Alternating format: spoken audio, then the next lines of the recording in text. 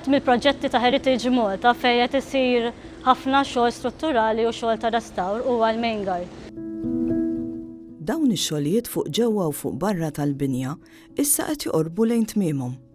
Infatti, xi ftit tal-ġimgħat ilu inkixfet il-faċċata tal-Main Guard li deret iż-żanżan lewn mhux tas-soltu. Il-kulur kienet sorpriża kbira lina u hekk qabel kien miżbuħ.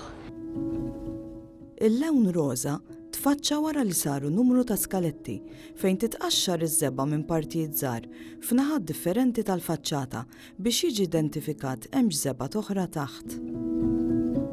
Hawnhekk meta għamilna hekk sibna ħafna saffi ta' kuluri differenti fuq xulxin. Flimkien mal-conservators u mbagħad wara ħafna riċerka iddeċidejna li immorru għat-tonalità ir-roża li hija għażmien Vittorjan. Ħaġa oħra li ħabblet moħħ il-periti kienu l-kolonni tal-portiku, fejn kull waħda kienet magħmula minn 3 sezzjonijiet kbar tal-ġebel. Dawn kienu miksija b'10 ħoxna tas-siment b'detriment fuq il-ġebla. F'dan il-każ il-periti kellhom żewġ soluzzjonijiet li jneħħu s-siment u jpoġġu minfloku l-plastic repair li għandu l-istess kompożizzjoni tal-ġebla, jew li jibdlu l-ġebel innifsu. Meta studjajna sew naraw kif nistgħu nibdlu l-ġebel totalment, rajna li kienet tkun iktar invażiva il-biċċa xogħol u iktar ta' riskju li nagħmlu ħsara lil portiko. Allura s-soluzzjoni kienet li flok nibdlu l-ġebel totalment nerġgħu noħorġu l-forma tal-kolonna neoklassika l-forma tal-kolonna b'dal-plastic repair. Xi ħaġa oħra interessanti li rrestawrajna huwa l-arloġġ. L-arloġġ minn barra għadu jaħdem manwalment. Iġifieri aħna kull darba kultant iridu niġu ntuħ il-ħaber biex jibqa' jaħdem.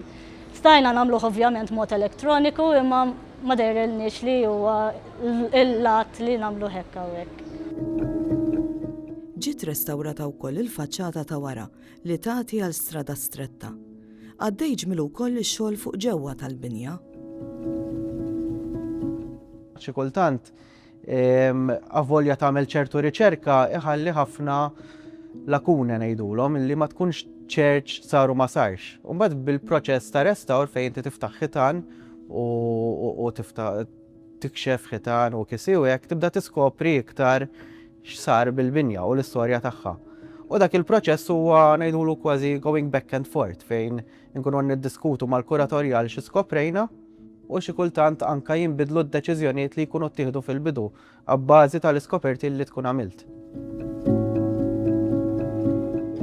Deċiżjoni li kellha tinbidel kienet it-tneħħija ta' taraġġ tal-injam li hemm bejn il-pjan terran u l-pjan tal-ewwel sular.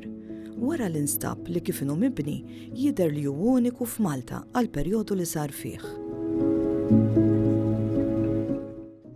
Allura ittieħdet id-deċiżjoni li dan it-taraġġ jinżamm b'konsegwenza illi kellna nbidlu l-pjanijiet tagħna fejn jiġi l-lift. Illi f'binja żgħira bħalmi il-Main Guard mhijiex daqshekk faċli għaliex wieħed irid isib post adekwat biex iddaħħal l-istruttura tal-lift mingħajr ma tikkomprometti kemm jista' jkun l-istruttura oriġinali tal-binja.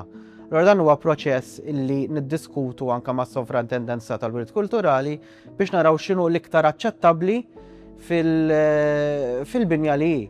Wieħed ukoll irid iżomm f'moħħu illi għalkemm mill-pjazza tal-palazz il-binja tidher li hija l-livell ta' triq, min-naħa ta' strada stretta wieħed qisu sularu nofs taħtna ta' proprjetà tat-terzi. Allura biex iddaħħal struttura tal-lift mhijiex daqshekk faċli.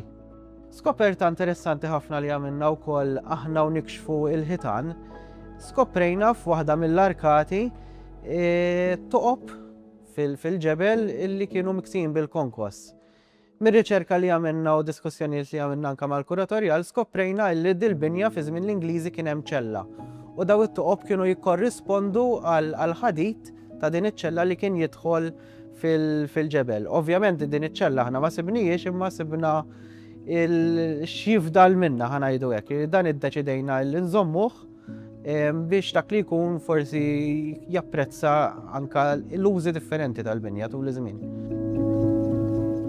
Kull dettall ġdid li nkixef waqt ir-restawr jiżvela parti oħra mill-istorja tal-Main Guard. Kontrarjament għal dak li naħsbu, Il-ħitan kapaċi jgħidu tagħhom ukoll.